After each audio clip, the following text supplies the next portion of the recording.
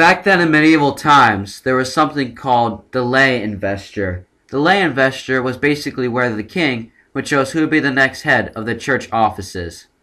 But Pope Gregory fought against this idea. Instead, he decided to go against it because God told him to do so in a dream. But when King Henry heard this news, he did not like it at all.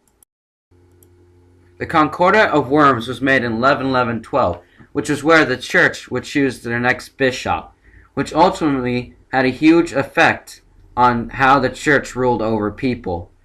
Pope Innocent III was the second highest to the King of Germany.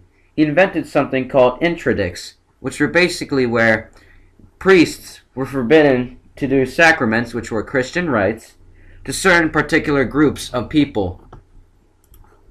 Presbyterians were a new group, which were very strict and had a strict diet and would preach out into the streets, unlike monks inside churches.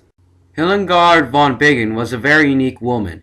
She was able to conduct and write Christian music. St. Francis of Assisi was born to a very rich family in Italy. After experiencing a war and almost getting captured, he decided to do something different that most saints would never actually think of. He decided to put himself into poverty.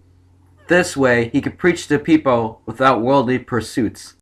There was also a new group called the Inquisition. The Inquisition were a group of people who were meant to take people called heresies, which were people who denied the church, to take them away and torture them, such as by burning them at the stake, public whipping, or in some cases, even death.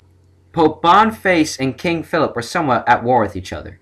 King Philip wanted to tax members of the church, while Pope Boniface denied this, saying you need permission from the Pope. So in this situation, King Philip to decide that he would choose a new Pope. And this Pope's name was Clementine IV, who took residence in Avignon in France. A second one was thrown into the mix, but the two started bickering and claiming either one was the Antichrist. A third one was thrown in, but that didn't go so well. This caused a great schism, but luckily the Church Council was able to stop this from getting out of hand. Czech reformer John Hus wanted to show the corruption of the clergy inside the church, but out of irony, he was killed by the Inquisition.